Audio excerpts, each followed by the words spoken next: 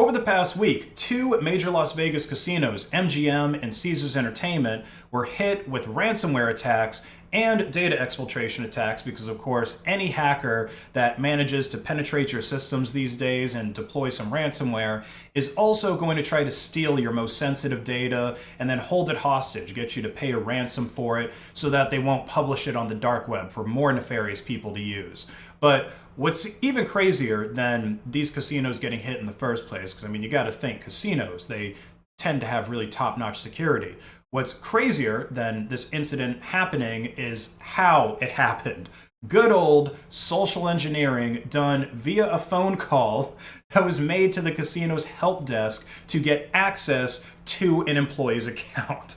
Whoopsie, it looks like we did a password reset for the wrong person a little bit too quickly, or perhaps the person that these hackers were impersonating and social engineering this help desk employee to get a reset for, maybe that person had their security questions or answers to the security questions just written on their LinkedIn page or some other public social media profile. But one thing that is for sure is these casinos have a really messed up system in place for employees to recover their accounts. I mean, the fact that an outsider can impersonate you and just make a quick 10-minute phone call to get access to your account and then ultimately compromise the entire system of these multi-billion-dollar companies is crazy. So let's actually get into what happened and the security response by these casinos/hotels.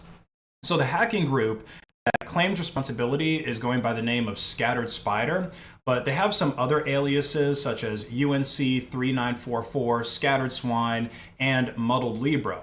But they are actually a subgroup of another hacking group that goes by the name of Elf V or Black Cat. They're a pretty well-known and pretty well-established ransomware group at this point. They've been doing it for several years, and they actually have a post on their dark web blog about MGM, which reads, "We have made multiple attempts to reach out to MGM International, MGM, as reported. MGM shut down computers inside their network as a response to us. We intend to set the record straight. No ransomware was deployed prior to the initial takedown of their infrastructure by their internal teams. MGM made the hasty decision to shut down each and every one of their Okta sync servers after learning that we have been lurking on their Okta agent servers, sniffing passwords of people whose passwords couldn't be cracked from their domain controller hash dumps, resulting in their Okta being completely locked out. Meanwhile, we continued having super administrator privileges to their Okta, along with global administrator privileges to their Azure tenant. They made an attempt to evict us after discovering that we had access to their Okta environment, but things did not go according to plan. On Sunday night, MGM implemented conditional restrictions that barred all access to their Okta environment due to inadequate administrative capabilities and weak incident response playbooks. Their network has been infiltrated since Friday due to their network engineers' lack of understanding of how the network functions. Network access was problematic on Saturday, and they then made the decision to take offline seemingly important components of their infrastructure on Sunday. So they've been battling this all last weekend. After waiting a day, we successfully launched a ransomware attack against more than 100 ESXi hypervisors in their environment on September 11th after trying to get in touch but failing. This was after they brought in external firms for assistance in containing the incident, so it had already gotten out of hand at this point and they were looking for help elsewhere. In our MGM victim chat, a user suddenly surfaced a few hours after the ransomware was deployed, as they were not responding to our emails with the special link provided in order to prevent other IT personnel from reading the chats. We could not actively identify if the user in the victim chat was authorized by MGM leadership to be present. We posted a link to download any and all exfiltrated materials up until September 12th on September 13th in the same discussion. Since the individual in the conversation did not originate from the email, but rather from the hypervisor note, as was already indicated, we were unable to confirm whether they had permission to be there.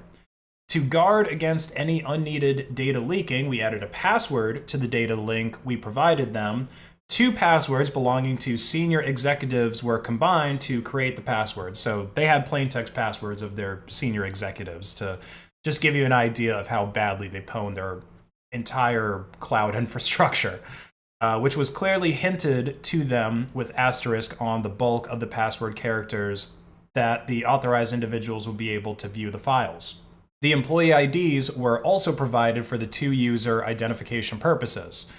The user has consistently been coming into the chat room every several hours, remaining for a few hours, then leaving. And yeah, this just goes on to talk about how whatever person from MGM or whatever person had this link was basically not compliant with them, and they didn't actually end up paying the ransom, or at least MGM didn't end up paying the ransom. So yeah, these hackers basically managed to get admin access to the resort's most important cloud infrastructure. Like with the Okta access alone, that would let them control basically every employee's accounts for all of their apps on all of their devices, at least all the ones that are being managed through Okta. So the SEC had to come bail these guys out. The FBI got involved. All the king's horses and all the king's men come out whenever it's a major casino/resort that gets hacked.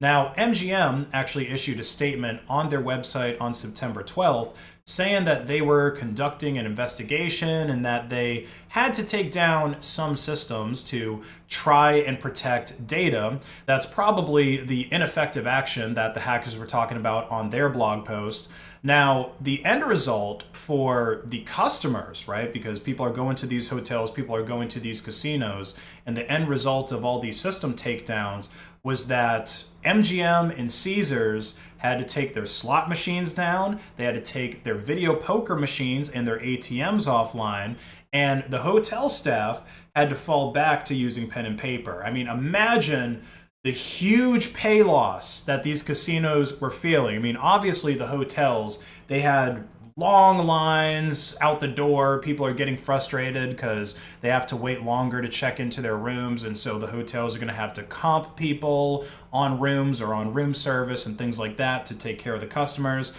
But the real moneymakers were offline. The real moneymakers are the slots and the video poker machines, because those are completely rigged to just pay out whenever the casinos want them to. But people still get hypnotized by these machines, right? They sit down and they go and play them. They'll spend their whole paycheck, or more likely their retirement checks or their disability checks, at these slot machines all day. I mean, if you think about it, the casinos in Nevada, they're probably one of the biggest beneficiaries, or one of the companies that's ultimately receiving the most welfare in the state, because people go and gamble it away. And of course, the ATMs being taken down, that just cuts off the entire money supply. And this is probably why Caesars actually ended up paying half of the $30 million ransom that the hackers were asking for in order to prevent disclosure of the customer data that was stolen.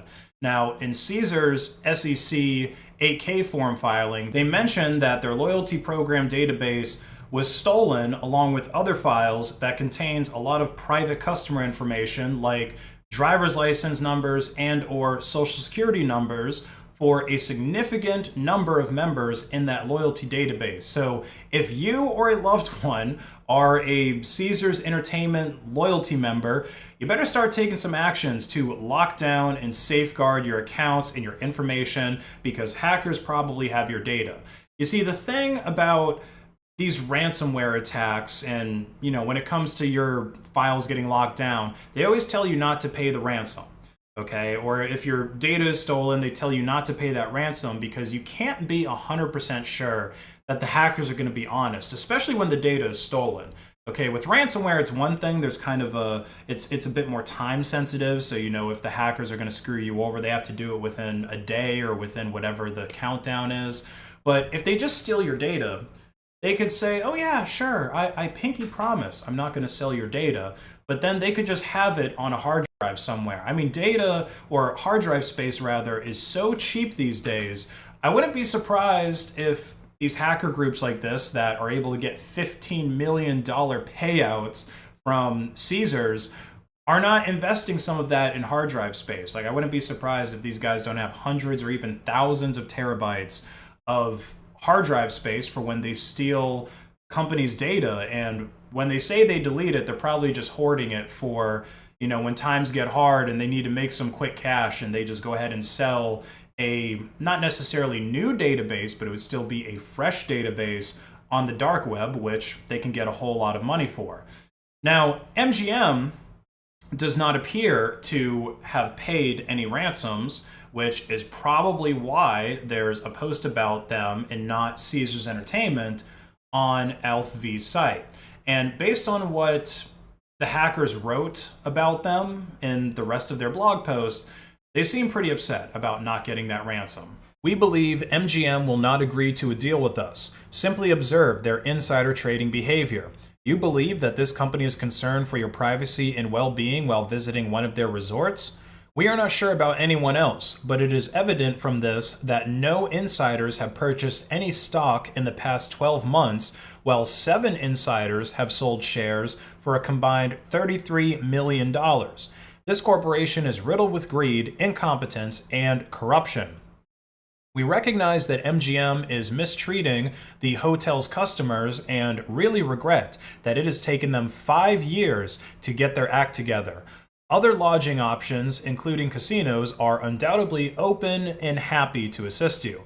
At this point, we have no choice but to criticize outlets such as the Financial Times for falsely reporting events that never happened. We did not attempt to tamper with MGM slot machines to spit out money, because doing so would not be to our benefit and would decrease the chances of any sort of deal.